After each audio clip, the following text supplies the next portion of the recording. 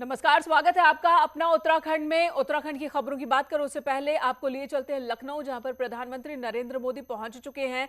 लखनऊ में पीएम मोदी आजादी के अमृत महोत्सव में शामिल होंगे। इसके अलावा PM Modi new urban India conclave का भी उद्घाटन करेंगे। लखनऊ में पीएम मोदी 4,737 करोड़ की योजनाओं की सौगात देने वाले हैं।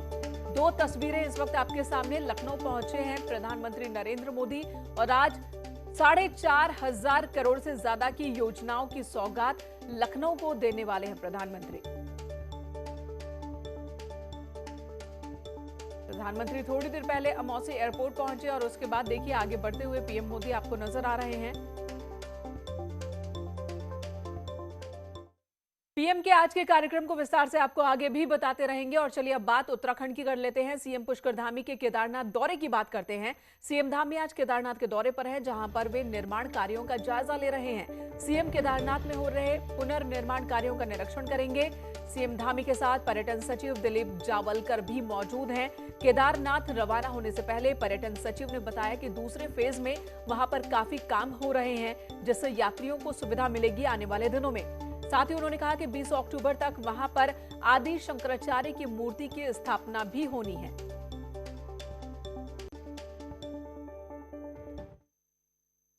आदि शंकराचार्य जी की वो मैसूरू जो कर्नाटका में जगह है वहाँ से बन के यहाँ पर आई हुई है। चिनूक के द्वारा उसका ट्रांसपोर्टेशन अभी करा हुआ है और केदारनाथ में उसके इंस्टॉलेशन का कार्य चल रहा है। मूर्ति को स्थापित करने वाले जो स्थापत्य कर्मी है वो भी वहाँ से कर्नाटका से आए हुए हैं और उन्होंने अपना कार्य शुरू कर दिया है। हमारे टारगेट के हिसाब से 20 अक्टूबर तक ये कार्य पूर्ण हो। अभी जो फेज़ 2 में जो कार्य हो रहे हैं उससे यात्रियों को बहुत ही ज़्यादा सुविधा होगी। उसका कारण ये है कि इसमें हम लोग जो रेन शेल्टर्स बना दे रहे हैं, घाट बना दे रहे हैं, जिससे यात्रियों को नदियों का एक्सेस हो जाएगा।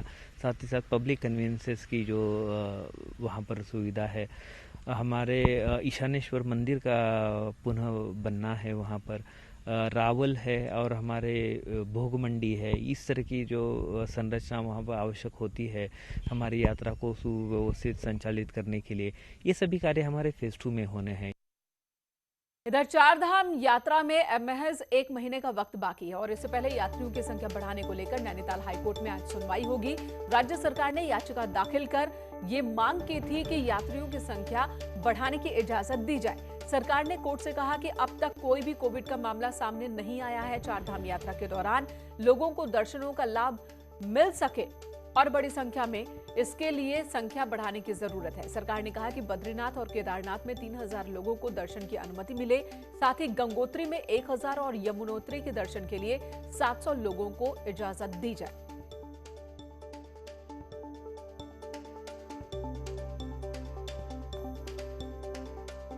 तो एक बहुत ही अहम मसला है चारधाम यात्रा, जो कि कोरोना की वजह से प्रभावित रही। यात्रा की शुरुआत देर से हो सकी और यात्रा में यात्रियों की संख्या, श्रद्धालुओं की संख्या भी सीमित रखी गई है कोरोना की डर की वजह से। लेकिन अब जबकि यात्रा में सिर्फ 1 महीने का वक्त बाकी है, सरकार ने ये मांग की है कि यात्रियों की संख्या, हर रोज जो दर्शन करने वाले यात्रियों की संख्या निर्धारित की गई है उसे बढ़ा दी जाए। इसके पीछे जो सरकार का तर्क है वो ये है कि यात्रा के दौरान कोरोना के मामले नहीं मिले हैं। लेकिन कोर्ट क्या फैसला लेती है, अदालत क्या फैसला सुनाती है, ये आज साफ हो पाएगा। सुनवाई इस पर आज है।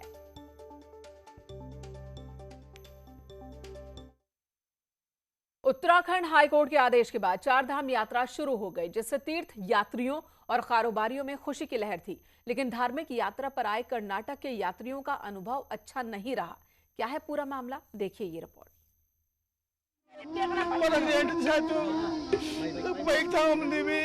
बद्रीनाथ केदारनाथ ನೋಡಬೇಕಂತ ನಮ್ಮ ದರ್ಶನಕ್ಕೆ ಯಾವುದು ಬಿಡಬಹುದು ಪೊಲೀಸ್ ನೋಡ್ರಿ ಯಾವುದು ನಡಿ ನಡಿ ನಡಿ ಚಲೋ ಚಲೋ ಅಂತವೆ ಏನ್ ಮಾಡಬೇಕು ನೋಡಿ ಸರ್ ನೋಡಿ ದಯವಿಟ್ಟು। बाबा केदार के दर्शनों की उम्मीद लेकर आए कर्नाटक के यात्री की भाषा भले ही आपको समझ न आई हो, लेकिन रोते बिलखते इस यात्री का दर्द आप जरूर समझ गए होंगे। दरअसल बिना ई पास के आए सैकड़ों यात्रियों का यही दर्द है, जो आए थे बाबा के दर्शनों के लिए, लेकिन पहाड़ की सड़कों में ये भूखे प्यासे भटक रहे हैं।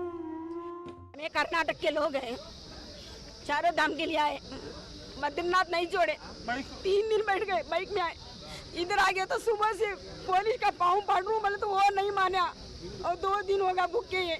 वो क्या बोलते ये पासपोर्ट, ये यात्रा छोड़कर आज को 15 दिन हुआ, वो अंदर के ये पासपोर्ट बिका दिया, गरीब के लिए नहीं रखा, वो घर में बैठ कर मोबाइल पर बैठकर ई पासपोर्ट बिका दिया। नहीं मालूम होगा इंसान उसकी क्या मुश्किल। इतने दूर से, मैं भी बॉम्बे से आई है, मेरी फैमिली को लेके आई है, कहाँ से को हरियाणा से आए हैं, वो कर्नाटक से आए हैं, सब लोग आए हैं इधर। खाली दर्शन करके निकल जाए, सबके पास डबल वैक्सीन है, सरकार को क्या परेशानी है देने के लिए। हाईकोर्ट के आदेश पर केदारनाथ धाम के लिए रोज 800 तीर्थयात्रियों को जाने की इजाजत है, जिसके लिए देवस्थानम बोर्ड के ई पास की व्यवस्था की गई है। यात्रा खुलते ही देश के कई राज्यों के तीर्थयात्री यहाँ पहुँचने लगे, लेकिन बिना ई पास, जानकारी के अभाव और प्रशासनिक अव्यवस्था के चलते यहाँ हजारों यात्रियों को भेज दिया गया, जिससे अब यात्री परेशान हो रहे हैं। वहीं स्थानीय जनप्रतिनिधि इस अव्यवस्था के लिए सरकार और प्रशासन को जिम्मेदार ठहरा रहे हैं। केदारनाथ के लिए 800 है तो आप सोनप्रयाग पे रोको, आप गौरीकुंड पे रोको, वहाँ बहुत व्यवस्था है। गुप्तकाशी में यात्री जाना चाहता है, फाटा में यात्री जाना चाहता है, चिड़जुगी में यात्री जाना चाहता है, उन्हें भेजा जाना चाहिए। आप सिर्फ केदारनाथ मत भेजो। अगर केदारनाथ के लिए 800 की SOP है तो प्रत्येक दिन 800 भेजो, क्योंकि ऑनलाइन घर पे बैठे बैठे लोगों ने रजिस्ट्रेशन किया और उसमें से 50% लोग केदारनाथ नहीं जा रहे हैं। तो आपकी व्यवस्था क्या है जो आप भेजोगे, किस प्रकार से भेजोगे, या ऑफलाइन आप? केदारनाथ धाम जाने के लिए 16 किलोमीटर की पैदल दूरी तय करनी पड़ती है। कई बार यहाँ पर पहाड़ से पत्थर गिरने से हादसे भी हो चुके हैं, जिसके चलते प्रशासन भी सख्त है और बिना ई पास के यात्रियों को धाम नहीं जाने दिया जा रहा। किसी अन्य पर्यटन स्थल के लिए ई पास की आवश्यकता नहीं है, परंतु विदाउट ई पास केदारनाथ जी की यात्रा संभव नहीं है। तो यदि कोई व्यक्ति इस प्रकार से प्लान कर रहा है कि हम दूसरी जगह के साथ साथ केदारनाथ जी के दर्शन के लिए भी चले जाएंगे बिना ई पास के, तो वो संभव नहीं होगा। फिलहाल बाबा के दर्शन के लिए आए यात्री परेशान हैं। देखना होगा इन भूखे प्यासे भटक रहे यात्रियों को धाम के दर्शन कब होंगे। शैलेंद्र सिंह रावत, न्यूज़ 18, रुद्रप्रयाग।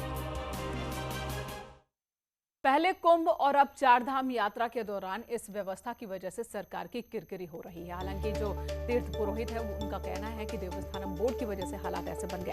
इधर हेमकुंड समेत चारधाम यात्रा में अब तक 46,861 यात्री पहुंच चुके हैं। अब तक बद्रीनाथ धाम में 14,683 यात्री दर्शन कर चुके हैं। वहीं केदारनाथ में 12,083 और गंगोत्री में 8,188 और यमुनोत्री में 5,595 यात्रियों ने दर्शन किया है।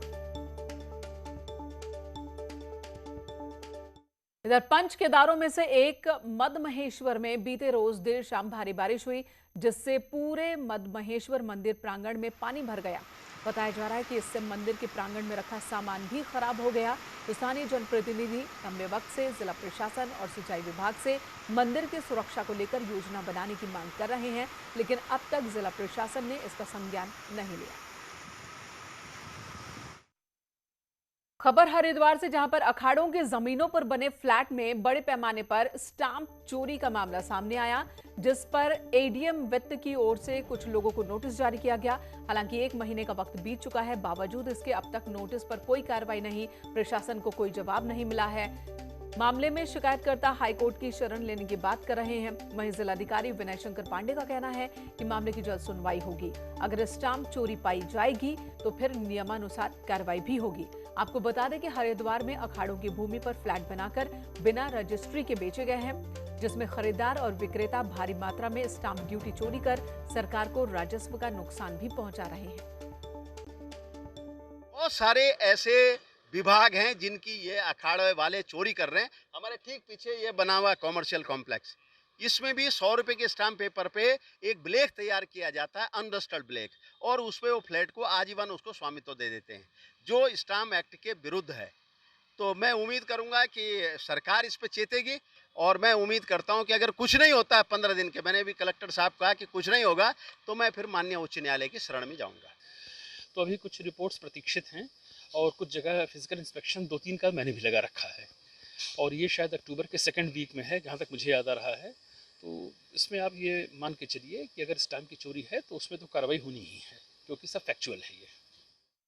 खबर देहरादून से। बिजली कर्मचारियों की 6 अक्टूबर से प्रस्तावित हड़ताल पर फैसला आज होना है।